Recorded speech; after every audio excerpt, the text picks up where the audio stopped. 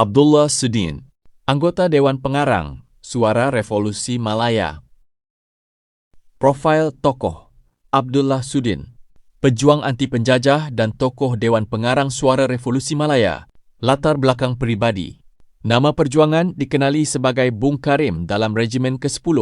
Tarikh lahir 10 Oktober 1925 di Singapura. Asal usul: beliau merupakan anak sulung daripada 12 orang adik-beradik. Bapanya berasal dari Patani, selatan Thailand. Pendidikan: memperoleh pendidikan formal dan berkelulusan dari institusi berprestij Raffles Institution, Singapura. Keluarga: mendirikan rumah tangga dengan Nurjani Abbas, seorang wanita asal Medan, Indonesia pada awal tahun 1950. Era kebangkitan nasionalisme: sejak usia muda, Abdullah Sudin telah menunjukkan kesedaran politik yang tinggi dan aktif dalam pelbagai gerakan anti penjajah. Awal 1940-an menyertai Kesatuan Melayu Muda bagi menyemarakkan kesedaran kemerdekaan. Akhir 1945 menyertai Parti Kebangsaan Melayu Malaya, Angkatan Pemuda Insaf, memimpin Angkatan Melayu Muda di Singapura, serta menganggotai Malayan Democratic Union. Akhir 1940-an, menganggotai Parti Komunis Malaya dan Liga Anti-British di Singapura. Kerjaya dan propaganda: bekerja dengan akhbar Utusan Melayu.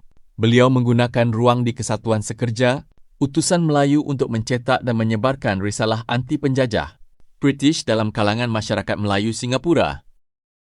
Kembara perjuangan di Indonesia: 1952, selepas berjaya melepaskan diri daripada kepungan polis British, beliau berundur ke Indonesia untuk meneruskan kelangsungan perjuangan gerakan bawah tanah di Indonesia. Beliau aktif merintis usaha membina ekonomi parti, menjalin hubungan dengan Parti Komunis Indonesia serta menjalankan kerja-kerja Barisan Bersatu bersama tokoh-tokoh tinggi kerajaan Indonesia.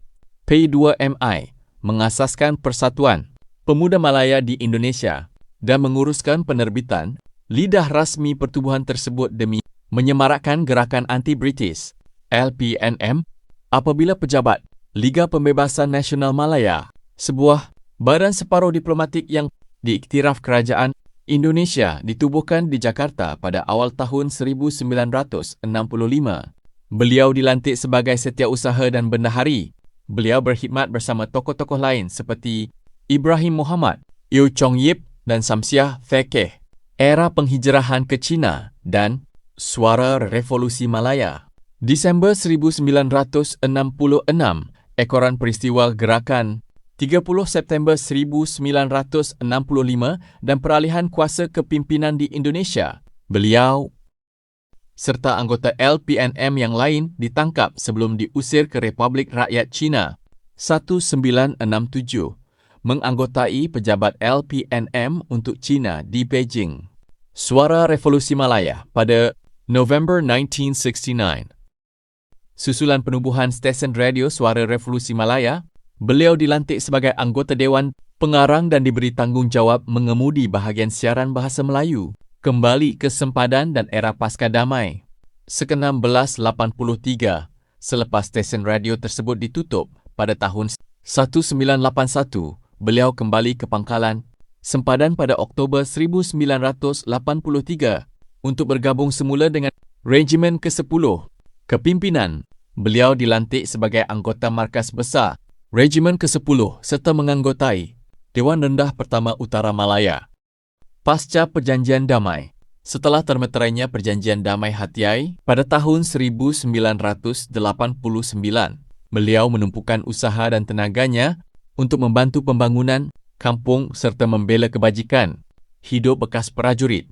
Sumbangan akhir: pada 7 Mei 1995, Abdullah Sudin menghembuskan nafasnya yang terakhir pada usia 70 tahun, meninggalkan legasi sejarah yang panjang dalam lipatan perjuangan anti penjajah. Abadilah nama Abdullah Sudin, pejuang cekal anti-British. Semoga roh beliau dicucuri rahmat dan ditempatkan dalam kalangan hambanya yang berbakti, insya-Allah.